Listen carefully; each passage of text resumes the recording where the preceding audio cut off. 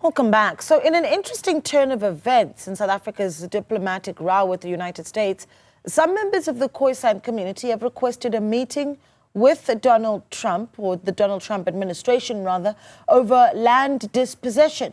The group says it needs to clarify the concerns raised by Solidarity and AfriForum regarding land expropriation without compensation in South Africa.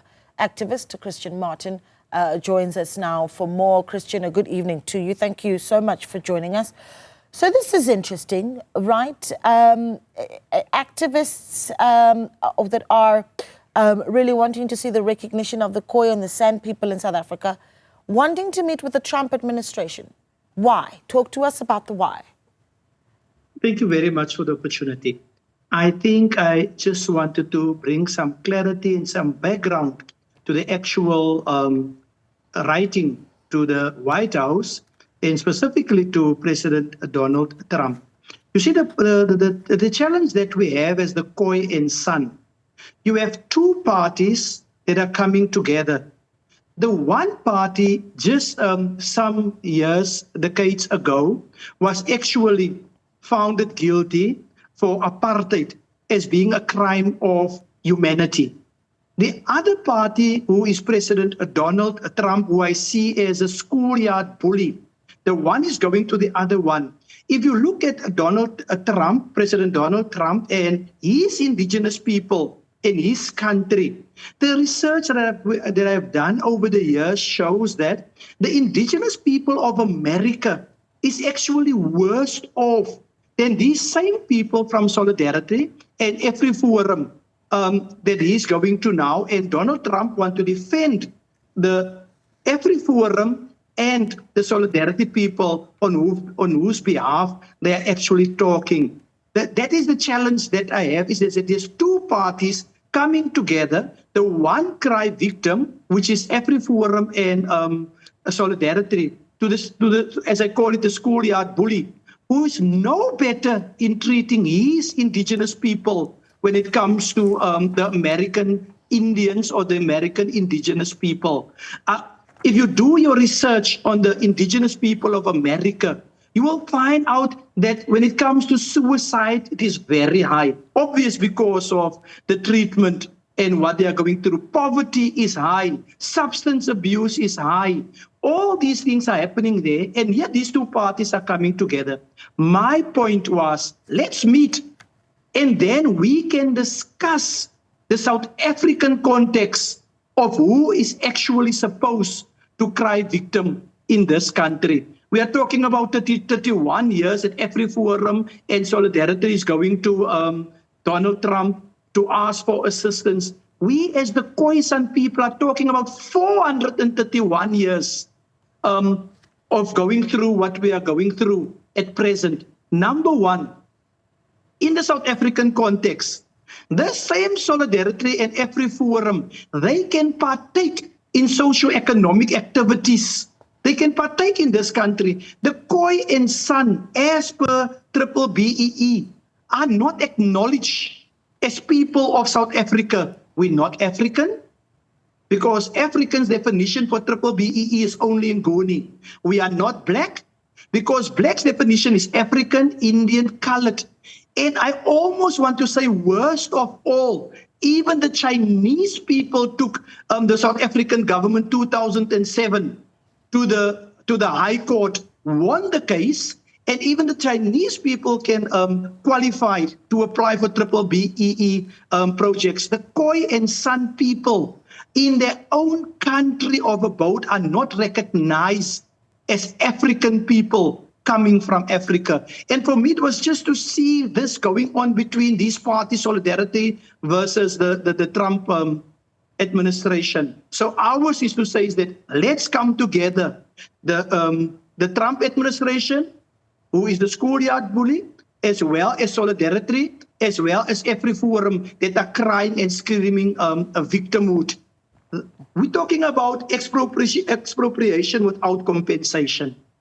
Let's not forget that the Khoi and San were killed to the brink of extinction in this country, not for anything else but land.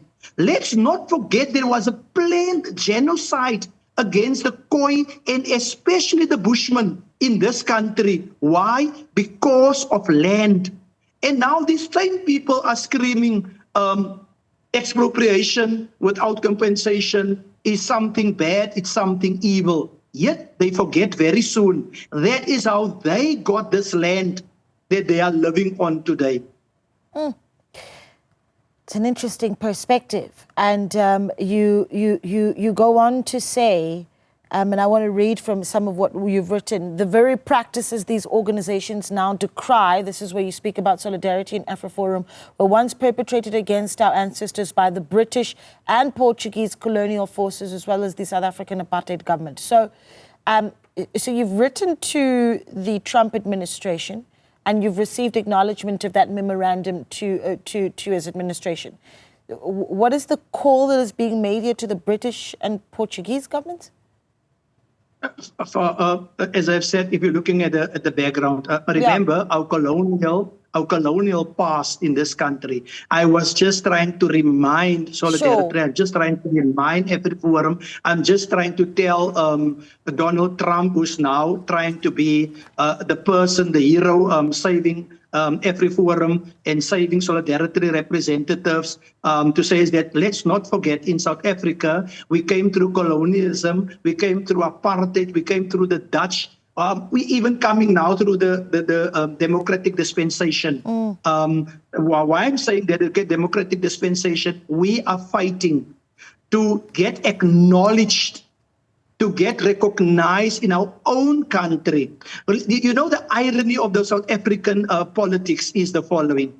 When the Nguni came from the north, it was the Khoi San that received them. When the Europeans came from the sea, it was the Khoi San that received them. Today, it's the Khoi San that stands hand at front and asks, please acknowledge us, please receive us, please make us part of having land in this country that we have welcomed you. Therefore, I put in my statement also that the Khoi San, we see ourselves as the bridge builders when it comes to the South African politics. Two people fight in South Africa. Never do we claim it's our country. We know it's our country because we form part of this country. I mean, so it's so easy for me to understand. Even my son, when he was 12 years old, understand, he asked me, Daddy, you say you are a chief. His name is Devon Matthews. We're raising him. So he says, Uncle Christian, you say that you are chief, but where your land? 12 years old. I didn't know how to answer him. The other thing is when I go to schools, I encourage children to show diversity. Then I will ask them, when you're from America, what are you called? An American. When you are from China, you're a Chinese. When you're from Africa, you're an African. Now, the Khoi San are from Africa, in particularly southern South Africa. Why are we not called Africans and form part of the African definition? In 2007, to be specific, the ANC went as far in their 52nd conference to say that the new definition for African is all the Ngunis, and they name all the Ngunis and the Khoi San. It is 18 years later, nothing happened to that resolution that was made on the 52nd conference of the ANC, that was made the new definition. Sure. But other resolutions was made for women, 50-50, great.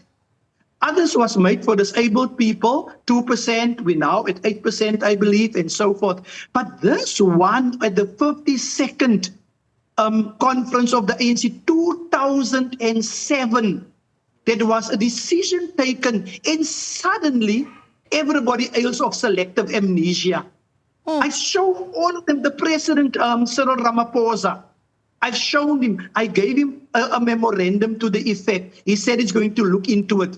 Until Gong Anang Gok, nothing has happened. We went, literally, I can show you photos we have taken with the former president, Jacob Zuma, when he was still at the ANC. We went to Nkandla on the 24th of September, Heritage Day. We went to hand over to him a memorandum. All of them agree that, yes, no, Martin, you are the first Khoi San. You are the first indigenous people of the South Africa. But our children are unemployed. Why? Because the Z83 requires you must write African or you must write black. Yeah. We are nothing in South Africa. Mr. Martin, let me ask you this, because obviously, you know, we need to move towards wrapping it up. And I want to hear, you know, what your immediate demands are, or requests, if you will, right, or recommendations, whichever word you want to use. It's not lost on me that in the period that this debate around AfriForum, and certainly, you know, the issue of land expropriation also being discussed in the White House, that while all of this is brewing, we did also see the Khoi San community that had been on the grounds of government's headquarters for 6 years being removed. And perhaps you want to reflect on that, but the immediate demands from this conversation. Thank you for this opportunity again. One, the immediate demand is our children are loitering the streets. They want to apply for jobs. Jobs are for Black and for African and for Chinese people. We want our children to apply. We are as African can be. There's no race when it comes to African or when it comes to Black. For me, it's just a location of some country or continent as China to Chinese. That is what it's all about. Our children want the same opportunities. That's the first thing. Declare ourselves as per the decisions taken in 2007, 52nd conference, declare us as African Black. Then the second thing is you raise now this thing of the union building. You know, it was the most distasteful event that took place in this country's democracy. In 1957, 20,000 women went to the same union building to fight for the same rights that the Khoi San are fighting today. When they got there, Strydom wasn't there to see them. It's exactly what we are going through a democratic government that we are going through. What is, you know, our government, which I'm part of, I'm an ANC member for that matter. I've been an MEC in this country, in this province, so I can say these things. My point that I'm trying to make is, why are we being treated the same way that we fought against during apartheid? When the same woman, 20,000 went to the union buildings, were not received. We are celebrating the 9th of August to celebrate those women. But we are doing to the Khoi San what we are doing today. Shame on our government. Shame on those that have done it. Christian, we appreciate your time, and I don't think this is the end of this conversation. We certainly will be talking some more in the future. We are so grateful for News Africa. You won't realize it, for giving us these opportunities. No, thank you so much. And we'll be, of course, keeping a close eye on steps that are being taken as well. Christian Martin there, a Khoi San activist, is speaking to us this evening.